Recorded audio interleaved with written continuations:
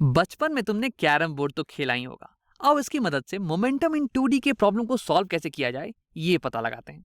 तो मान लो कि यहाँ पे तुम्हारे पास स्ट्राइकर है और इसका मास दिया हुआ है कुछ 10 किलोग्राम का। हाँ, बहुत ही भारी स्ट्राइकर है, मान रहे हैं, बस मान लो कि इसका 10 किलोग्राम का मास है।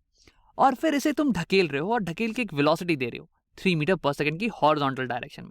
और ये जाएगी और यहाँ पे क्वीन से टकरा जाएगी। क्वीन पहले रेस्ट पे थी और ये कोलिजन हेड ऑन नहीं हो रहा है, कुछ यहाँ ऊपर में कहीं टकरा रही है। अब टकराने के बाद क्या होता है ना कि हमारी स्ट्राइकर कुछ ऐसे इस एंगल पे छिटक जाती है। 30 डिग्री का एंगल बना के इसकी वेलोसिटी कुछ 2 मीटर पर सेकेंड होती है। और फिर हमारी क्वीन की भी कुछ वेलोसिटी आ जाएगी इस दिशा में, कुछ थीटा एंगल पे v मीटर पर सेकेंड। अब हमें यही वेलोसिटी वेक्टर निकालना है। तो सबसे पहले तुम्हें लग रहा होगा कि यहाँ पे तो हम मोमेंटम को कंजर्व कर सकते हैं, लेकिन तुम्हें यह दिक्कत आ रही होगी कि मोमेंटम कंजर्वेशन हमने अभी तक 1 डायमेंशन के प्रॉब्लम्स में किया था। ये तो 2 डायमेंशन का प्रॉब्लम है यार। यहाँ कुछ वेक्टर्स वगैरह दिख रहे हैं, कुछ एंगल्स वगैरह दिख रहे हैं, तो यहाँ पे क्या करें? तो देखो, इसमें भी हम सब कुछ सेम ही करने वाले हैं।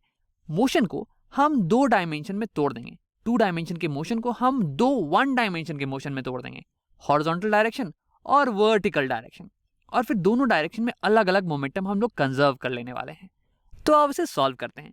सबसे पहले तो ये चेक कर लिया जाए कि क्या यहाँ पे मोमेंटम कंजर्व्ड है भी या नहीं। तो ये हो गई मेरी सिस्टम और इसमें है 2 पार्टिकल्स। अब इस सिस्टम में एक्सटर्नल फोर्सेस बिल्कुल ही जीरो हैं, कोई भी एक्सटर्नल फोर्स नहीं लग रहा है। तो इसका मतलब चेंज इन मोमेंटम वो भी जीरो होने वाला है, यानी कि मोमेंटम कंजर्व्ड रहेगी, कांस्टेंट रहेगी। वैसे तो यहाँ पे ग्रेविटी और नॉर्मल रिएक्शन का फोर्स है जो कि एक्सटर्नल फोर्स है, लेकिन ये दोनों एक दूसरे को कैंसिल आउट कर रहे हैं। और वैसे भी ये दोनों जो है ना, ये प्लेन ऑफ मोशन में तो है नहीं, उसके परपेंडिकुलर डायरेक्शन में है।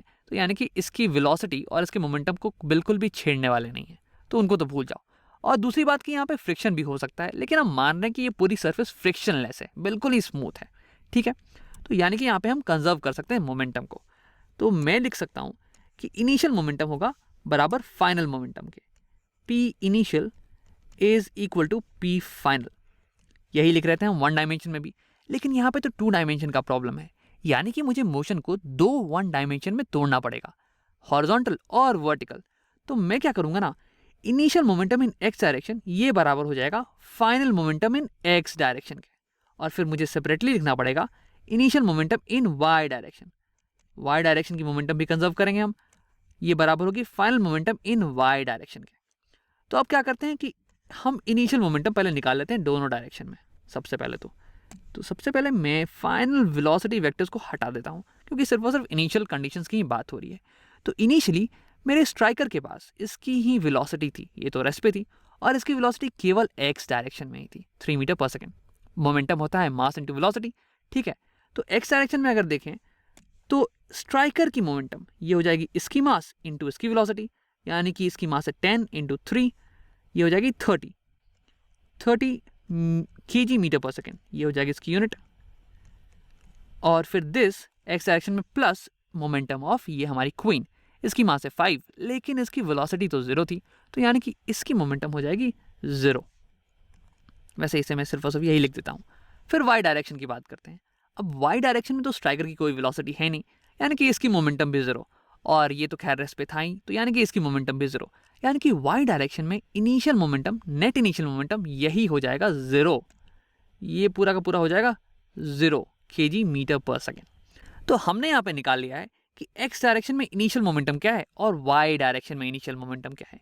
अब इसे हमें बस इक्वेट करना है फाइनल मोमेंटम से, final momentum in X and final momentum in Y.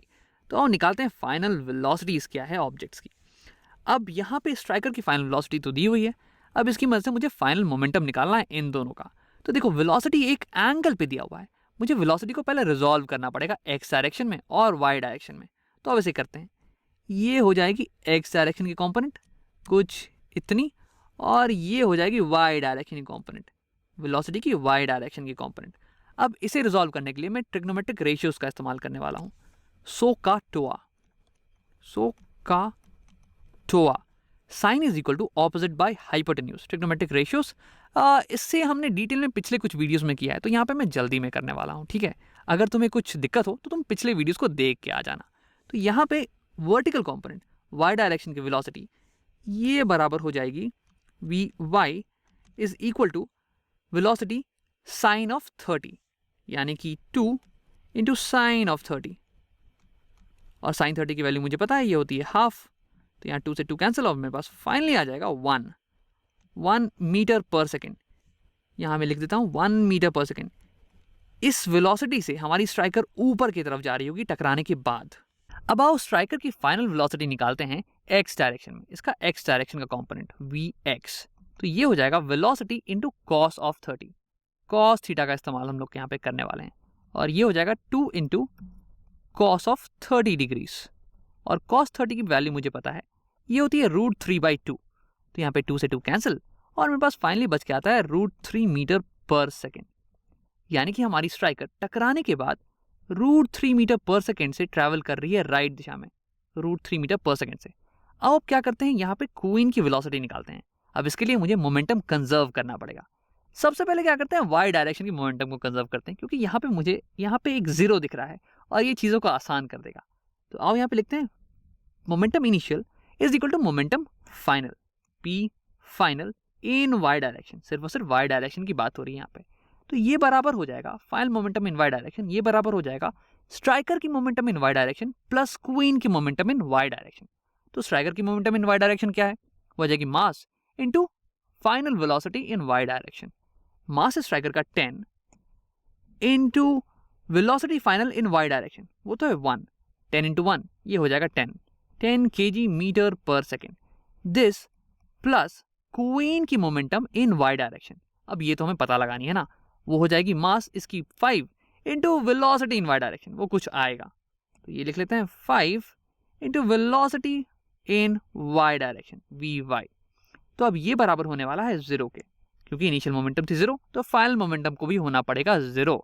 Momentum conserve है यहाँ पे, तो यानी कि मैं दोनों साइड से 10 को माइनस कर दूंगा, तो मेरे पास आने वाला है यहाँ से 10 गायब और यहाँ पे आ जाएगा -10, यहाँ से 10 गायब और यहाँ आ जाएगा -10 kg मीटर पर सेकेंड। अब दोनों साइड अगर मैं 5 से डिवाइड कर दूँ तो मेरे पास Vy की वैल्यू आ जाएगी। दोनों साइड अगर मैं 5 से डिवाइड करूंगा तो यहाँ से 5 गायब और यहाँ पे आ जाएगा 5, -10/5, ये हो जाने वाला है Vy इज इक्वल टू -2, और यहाँ पे kg था ना, क्योंकि मास दिया हुआ था 5 kgs, तो ये kg से kg कैंसिल और फाइनली मेरे पास बचा -2 मीटर पर सेकेंड। तो यानी कि हमारी क्वीन की वेलोसिटी इन वाई डायरेक्शन ये है -2, और माइनस ये दिखाता है कि क्वीन नीचे की तरफ जाएगी। हाँ, ये तो खैर सही बात भी है, हमारी क्वीन नीचे की तरफ जा रही है, तो वेलोसिटी का वाई डायरेक्शन वाला कंपोनेंट आ गया क्वीन का। इसकी मैग्नीट्यूड है 2 मीटर पर सेकेंड और इसकी डायरेक्शन नीचे की तरफ। तो ये तो हो गया क्वीन की वेलोसिटी इन वाई डायरेक्शन। अब पता करते हैं क्वीन की वेलोसिटी क्या होगी एक्स डायरेक्शन में। अब इसके लिए मुझे मोमेंटम को कंजर्व करना पड़ेगा एक्स डायरेक्शन में भी। सबसे पहले थोड़ी सी यहाँ पे जगह बना लेते हैं, तो ये मैंने वाई डायरेक्शन की सारी कैलकुलेशन छुपा दी है। अब आप कैलकुलेट करते हैं कि क्या होगी वेलोसिटी एक्स डायरेक्शन में। तो मोमेंटम एक्स डायरेक्शन में इनिशियल मोमेंटम ये दिया हुआ है 30, तो फाइनल मोमेंटम भी होना चाहिए 30। तो final momentum in x direction ये हो जाएगा final momentum of striker in x direction plus final momentum of queen in x direction. अब इसे लिख लेते हैं, initial momentum in x is equal to final net momentum in x direction, और this is equal to striker की final momentum x direction वाली, तो ये हो जाएगी mass into velocity in x. Mass है 10, वेलोसिटी है √3 मीटर पर सेकेंड, यानी कि ये हो जाएगी 10√3 kg metre per second, this plus queen की मोमेंटम एक्स डायरेक्शन में। अब देखो क्वीन का मास है 5, यानी कि this plus 5 into velocity in x. अब यही तो हमें निकालना है Vx। अब ये हो गई net momentum in x direction. अब ये बराबर होने वाला है initial momentum in x direction के, क्योंकि मोमेंटम कंजर्व है, यानी कि this whole thing is equal to 30 kg metre per second. अब मैं दोनों साइड 10√3 से सब्ट्रैक्ट कर दूंगा, ताकि यहां से 10√3 हट जाए और फाइनली यहां पे आ जाए -10√3, और फिर मैं 5 से डिवाइड कर देने वाला हूं, ताकि मेरे पास लेफ्ट हैंड साइड में सिर्फ और सिर्फ Vx बचे। Vx is equal to this whole thing divided by 5। अब अगर इसे तुम कैलकुलेट करोगे ना, तो तुम्हारे पास Vx की वैल्यू आ जाएगी 2.54 metre per second, 2.54 metre per second. यानी कि हमारी क्वीन ये टकराने के बाद 2.54 मीटर पर सेकेंड से राइट दिशा में ट्रैवल कर रही है, क्योंकि ये पॉजिटिव साइन आया हमारे पास, तो यानी कि राइट दिशा। अब इसे भी दिखा देते हैं, ये हो जाएगी final velocity in x direction of queen 2.54 metre per second. अब हमारे पास क्वीन की वेलोसिटी आ गई है एक्स डायरेक्शन की भी और वाई डायरेक्शन की भी। अब इन दोनों को तुम जोड़ के फाइनल वेलोसिटी वेक्टर की मैग्नीट्यूड और डायरेक्शन आसानी से निकाल सकते हो। लेकिन अब उसके पहले हम रीकैप कर लेते हैं कि हमने किया क्या। तो हमें निकालनी थी क्वीन की फाइनल वेलोसिटी और ये मोशन हो रहा था 2 डायमेंशन में। तो हमने यहाँ पे मोमेंटम को कंजर्व किया है 2 डायमेंशन में। अब उसके लिए हमने पूरे मोशन को 2 1 डायमेंशन मोशन में तोड़ दिया है, एक्स डायरेक्शन में और वाई डायरेक्शन में। फिर दोनों डायरेक्शन में हमने मोमेंटम को कंजर्व किया अलग अलग। Initial momentum in x is equal to final momentum in x। Similarly initial momentum in y is equal to final momentum in y। अब इन दोनों की मदद से मैंने ये निकाल लिया कि x डायरेक्शन में फाइनल वेलोसिटी और y डायरेक्शन में फाइनल वेलोसिटी क्या होगी हमारी क्वीन की।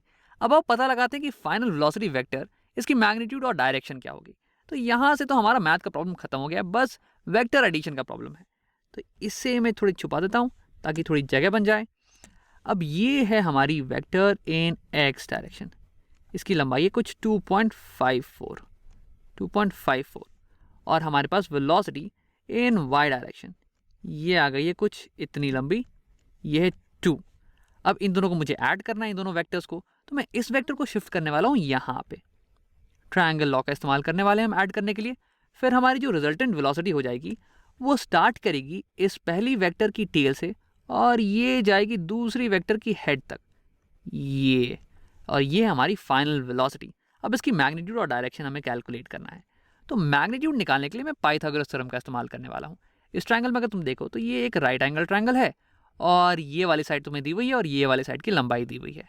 अब पाइथागोरस थ्योरम का इस्तेमाल करने का मतलब है मैं लिखूंगा वेलोसिटी v, इसकी मैग्नीट्यूड ये हो जाएगी स्क्वायर रूट ऑफ, इसे थोड़ा अच्छे से लिख लेते हैं, स्क्वायर रूट ऑफ 2.54 का होल स्क्वायर प्लस ये है 2, इसकी लंबाई है 2, तो यानी कि 2 का होल स्क्वायर।